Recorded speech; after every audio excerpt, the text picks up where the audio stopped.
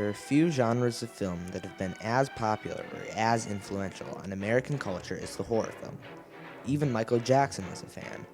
Such a genre must be grounded in the American psyche. What do horror films reveal about American fears? They showed that Americans deeply fear otherness, strangeness, whether that is manifested in technology, their people, or even ourselves. With this documentary, we're going to unmask the horror film. The story of the horror film starts with Mary Shelley's Frankenstein. Even at the beginning of the cinema in 1910, Frankenstein had the power to captivate audiences. By the 1931 release of the Universal-produced film, it was clear that Frankenstein showed the perpetual fear of Americans with change, expressed in new technology. It's alive! It's alive! It's alive! Frankenstein also introduced a theme developed more in the later film Dracula, that of the sexually deviant predator. The choice of Bela Lugosi, Hungarian, to portray Dracula shows how wrapped up was xenophobia and the fear of sexuality. By 1933, Todd Browning had produced a film that put a name on the objects of these fears, freaks. A loving cup. We accept a one of us. We accept a one of us. Gooba gobble, gooba gobble. The fear of foreigners wrapped up with uncertainty about daily lives reached its zenith with King Kong. Freaks had hinted at it, but with King Kong, fear of others became almost explicitly sexual. The story of a big black ape kidnapping a fair white maiden obviously resonated with contemporary audiences. The original New York Times critic said with horror of Fay Wray that her body is like a doll in the claw of the gigantic beast. The same review noted the efforts of the white men in originally subduing Kong. The scenes where Kong rampages through New York clearly show the way Depression-era Americans associated foreigners on the loose with destruction of their homes and jobs.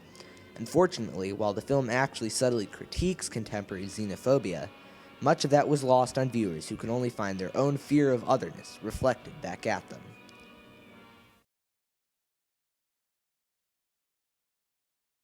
A key theme present in Cold War-era horror films was the fear of advancing technology, most notably the atomic bomb. Gordon Douglas's 1954 film, Them, reflected Americans' fears in advancing nuclear technology by depicting a horde of gargantuan ants born of nuclear radiation terrorizing the American people. Other films reflected America's curiosity and fixation with nuclear technology. One scene in Robert Aldrich's film, Kiss Me Deadly, depicts a younger woman's curiosity getting the best of her as she opens a box full of nuclear material. The woman's face is then slowly burned off in the graphic scene that follows.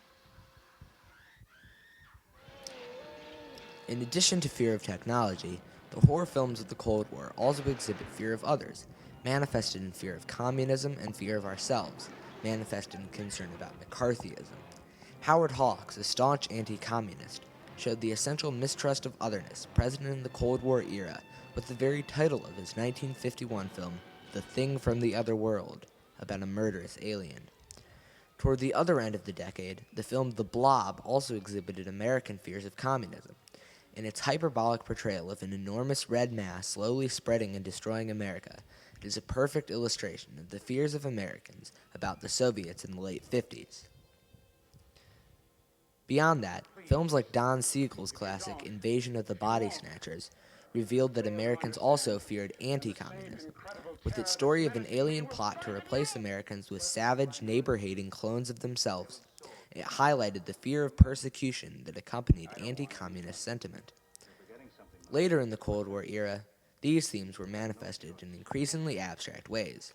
Alfred Hitchcock's Psycho, with its portrayal of a normal man, Norman Bates, who is a serial killer, showcased American fear of themselves. In fact, the original script even said that Norman is a lanky young man, darkly good-looking, charmingly bashful around marrying. 3 years later, Hitchcock made The Birds, which updated earlier apocalyptic fears of nuclear disaster with a tale of birds who, for an unknown reason, massacre the citizens of a normal American town.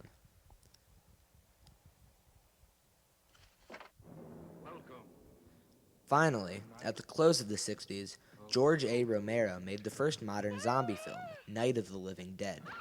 With this film, Romero literally showed mindless neighbors killing neighbors and highlighted the violence inherent in Cold War paranoia.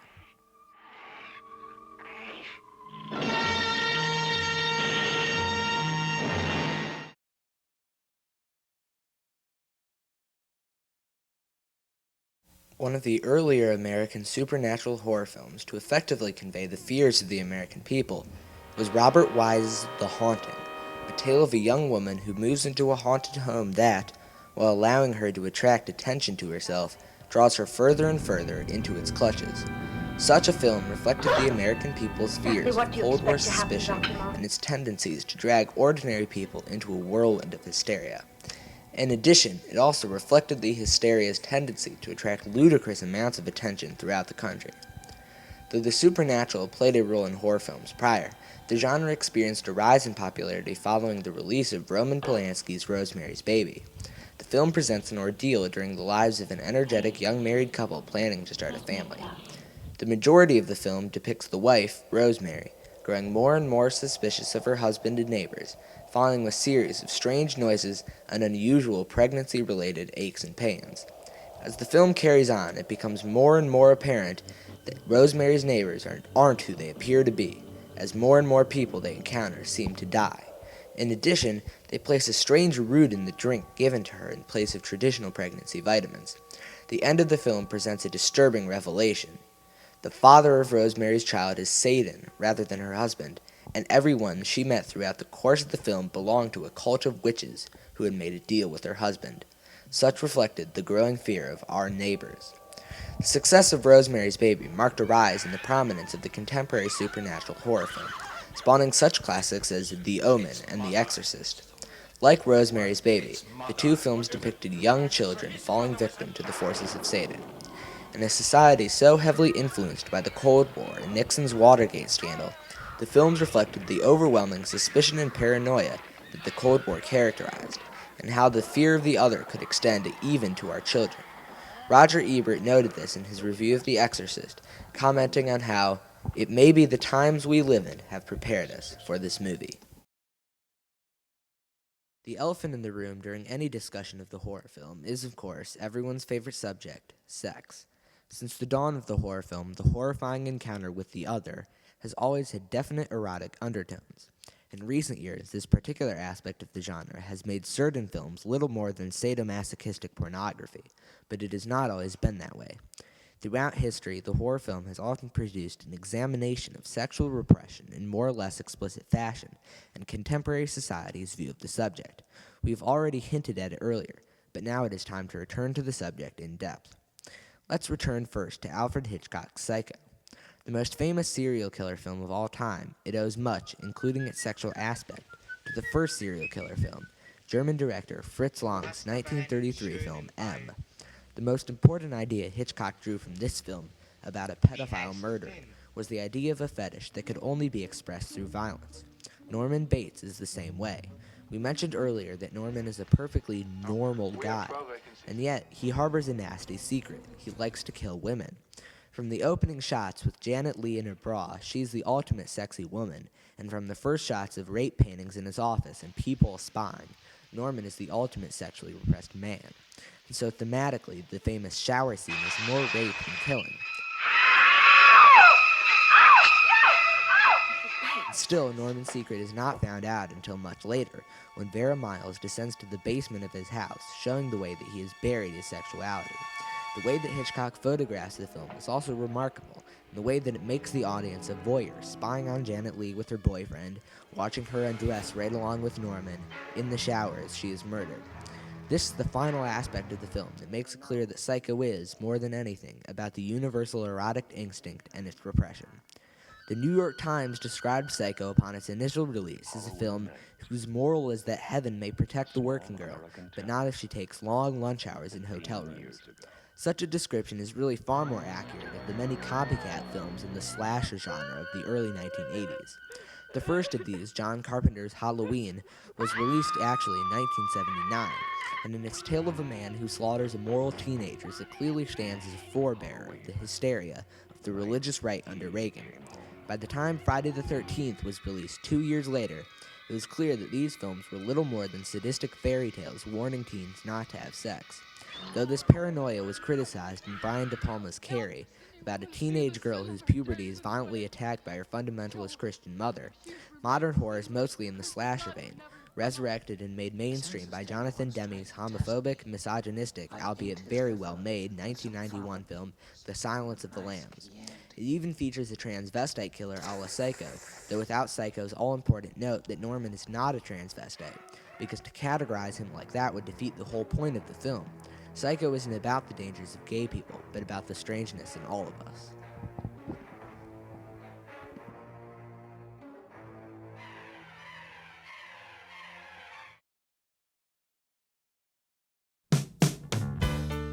American horror films reflect a deep fear of strangeness and otherness. From The Shining's description of Jack Torrance's decline into insanity to Cat People, the exciting story of a woman who kills the thing she loves, the films embody a fear in a multitude of ways. In The Shining, it was isolation that brought Jack to insanity.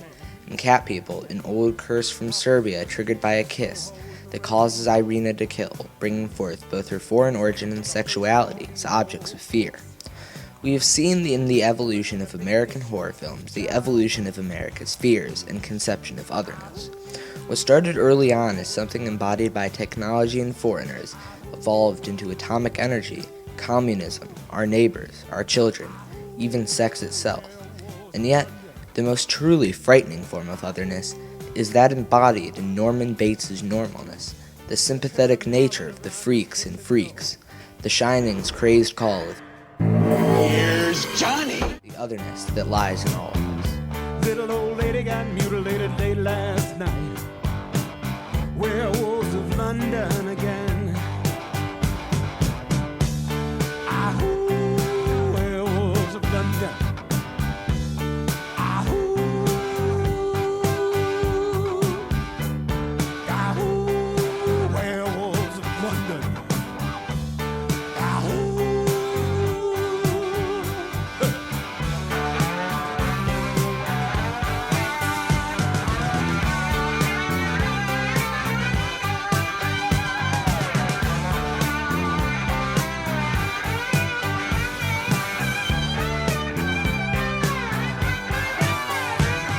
He's the hairy-handed gent who ran amok in Kent. Lately he's been overheard in Mayfair. You better stay away from him. He'll rip your lungs out, Jim. I'd like to meet his tailor.